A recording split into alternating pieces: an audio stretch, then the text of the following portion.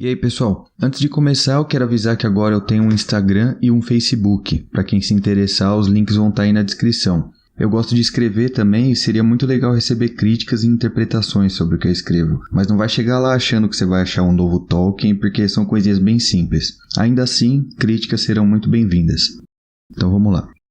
Melkor, Morgoth Bauglir, o Senhor do Escuro, o Corruptor, o Inimigo do Mundo, o Mestre dos Destinos de Arda, o Rei do Mundo. Se a única coisa que você conhece do Senhor dos Anéis é a trilogia do Peter Jackson, você provavelmente não conhece esse personagem e deve achar que o Sauron é o grande vilão da história. Sem dúvida, o Sauron é o maior vilão da história dos filmes e dos livros que contam sobre a Guerra do Anel. Mas a história da Terra-média vai muito além disso. O Sauron não passava de um fantoche. Um fantoche poderosíssimo, mas ainda assim era apenas um mero servo. Servo do primogênito de toda a criação, o mais poderoso de todos os seres que já andaram pela terra, o Melkor. Melkor foi o primeiro dos Ainur a serem criados pelo deus máximo Eru-Ilúvatar, e a ele foram dados poder e conhecimento muito superiores a todos os outros. Nos primeiros tempos, Melkor sentiu o grande desejo de criar suas próprias coisas, assim como Ilúvatar, e saiu pelo grande vazio a procurar pela chama imperecível, que ele acreditava ser a fonte de poder do seu Criador. O que ele não sabia é que a chama residia com Ilúvatar, e não em um lugar escondido. E foi nesse tempo em que ele vagou sozinho, longe dos outros Ainur, que ele começou a distanciar seu pensamento da harmonia deles. Aqui você já começa a perceber alguma semelhança da relação entre Melkor e Ilúvatar e Lúcifer e o deus cristão. Ambos, Melkor e Lúcifer, eram seres angelicais de uma ordem altíssima que se deixaram inflamar por seus próprios desejos e se distanciaram da graça de seus criadores. Em determinado momento, Ilúvatar propôs aos Ainur o Ainulindale, a canção da criação. Em um coro magnífico eles cantaram, mas por 3 vezes Melkor os atrapalhou com seu ritmo disforme e causando discórdia na canção. No final da 3ª tentativa, Ilúvatar fez a canção se materializar, e assim foi criado o mundo e os astros ao seu redor. Mas por causa da discórdia que Melkor criou, o mundo foi tomado por uma grande desordem. Climas quentes fortíssimos, momentos de grande friagem, tempestades, terremotos, vulcões e muitas calamidades se deram naquele lugar. Melkor teve grande interesse, afinal, ele também tinha parte naquilo que foi criado, e ele desceu para morar lá, junto com os outros Valar. Porém, sua motivação não era fazer daquele mundo um lugar bonito e seguro para o momento em que os filhos de Ilúvatar acordassem, como os outros Valar, mas sim governar sobre todos com rédeas de aço. Quando chegaram em Arda, que é o nome da terra na língua antiga, viram um lugar disforme e muito trabalho ainda precisava ser feito. Melkor tomou uma grande porção de terra para si, e então começaram as tensões entre ele e os outros Valar. Os Valar tentavam melhorar o lugar domando rios, apaziguando tempestades, erguendo montanhas e construindo florestas. Porém, sempre que tinha a oportunidade, Melkor aparecia e destruía o trabalho dos outros. Isso durou até a chegada do grande Tulkas, o Valar de cabelos e barba dourados e detentor de imensa força física. Melkor o temia mais do que tudo e fugiu de Arda quando ouviu suas gargalhadas ao longe. A ausência de Melkor permitiu que os Valar terminassem sua obra, mas não sabiam que ele havia ido até o grande vazio procurando recrutar outros espíritos Ainur para a sua causa, e muitos cederam ao seu poder maligno. Melkor retornou para Arda acompanhado de seus novos servos, quando aconteciam ainda os Anos das Lamparinas, e dirigiu-se ao extremo norte do mundo e criou a grande fortaleza de Uthumno, protegida por uma enorme cadeia de montanhas que ele mesmo as levantou do chão.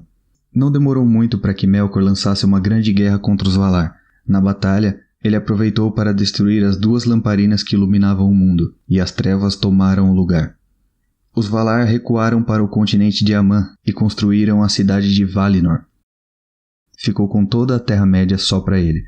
Esta também foi a era em que os Elfos acordaram em Cuivienen. Melkor os encontrou antes dos Valar, e capturou muitos, e os torturou e os corrompeu, dando origem a uma nova raça, os Orcs. O grande cavaleiro Orome descobriu os Elfos logo em seguida e contou aos outros Valar o que havia encontrado. Os Valar então, querendo proteger os primogênitos de Ilúvatar, lançaram uma grande guerra contra Melkor e o capturaram, dando passagem para que os Elfos pudessem viajar até Valinor. Melkor ficou acorrentado à grande corrente Angainor por muitas eras e adentro dos Anos das Árvores, até quando se prostrou diante de Manwë, o rei dos Valar, e jurou estar arrependido de seus atos. Manwë, com grande compaixão, o soltou. Tulkas e Ulmo mantiveram os olhos bem abertos com relação a Melkor, pois não se esqueceram facilmente das suas maldades, e eles estavam certos. O coração de Melkor estava ainda mais cheio de malícia do que nunca. Dentro de pouco tempo, e por meios não violentos de início, ele começou novamente a espalhar sua maldade, dessa vez em forma de mentiras e intrigas. Dos maiores clãs de elfos, seu maior alvo foi os Noldor, por sua criatividade e engenhosidade. Dentre eles, o maior alvo foi o príncipe Fëanor, o influenciando a atacar seu irmão Fingolfin. Depois disso, Fëanor foi convocado à presença dos Valar para testemunhar sobre seu ato de violência. Ele disse que foi influenciado pelos ardis de Melkor, e isso bastou para que Tulkas imediatamente fosse atrás dele para recapturá-lo, mas seu esforço foi em vão. Melkor já havia fugido de Valinor de volta para as trevas da Terra-média. Mesmo tendo atribuído a culpa de seus atos a Melkor, Fëanor ainda foi punido, e foi banido de Valinor por 12 anos. Ao final da sua pena, os Valar promoveram uma grande festa para recebê-lo de volta e tentar reatar os laços entre os clãs dos Elfos. Melkor aproveitou a distração de todos para invadir o lugar acompanhado da grande aranha Ungoliant e destruir as 2 árvores, roubar as 3 Silmarils e matar o rei Finwë, pai de Fëanor, depois fugindo de volta para Angband. Mas quando chegava em Angband, a aranha ainda faminta tentou tomar as Silmarils de Melkor e o enrolou em sua teia. Melkor soltou um grito horrendo de dor e seus Balrogs vieram da fortaleza para salvá-lo, então espantando a aranha.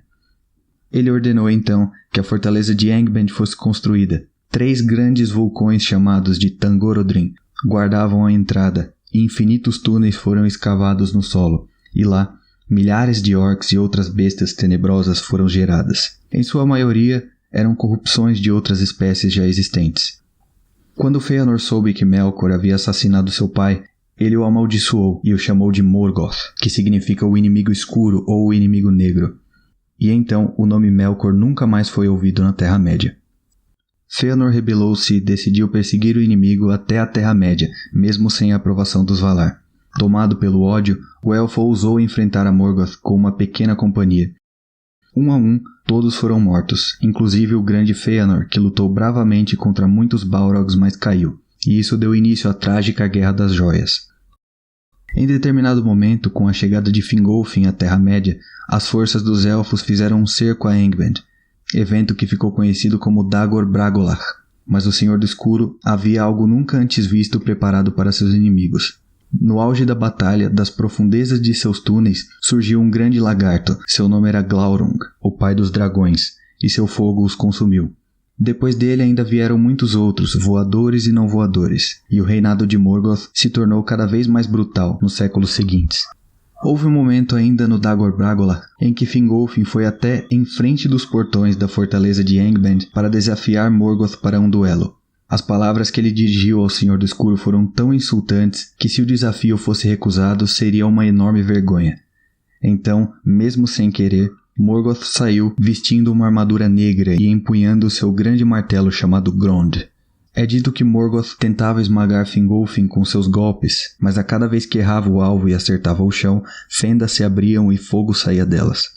Fingolfin desviou da maioria dos ataques e por 7 vezes conseguiu revidar, deixando o Senhor do Escuro manco para o resto da vida. Por fim, o poder de Morgoth acabou sendo demais para o elfo, e ele acabou perecendo em batalha. Depois disso, uma série de eventos muito importantes aconteceram, embora bem afastados temporalmente uns dos outros. Estes foram a lenda de Beren e Lúthien, a grande batalha do Nirnaeth Arnoediad, a lenda dos filhos de Húrin e a queda de Gondolin. Estes acontecimentos são bem extensos e serão tratados em outros vídeos. Após todos esses acontecimentos e principalmente depois da queda de Gondolin, o reinado de Morgoth lhe pareceu finalmente sem opositores e que duraria para sempre. Mas pouco foi o seu tempo de sossego. O marinheiro meio-elfo chamado Earendil implorou para que os Valar intervissem no reinado cruel do Senhor do Escuro, e eles finalmente decidiram sair de seu conforto e ajudar os filhos de Ilúvatar que sofriam na Terra-média. Assim começou a Guerra da Ira, com certeza a maior guerra de todos os tempos.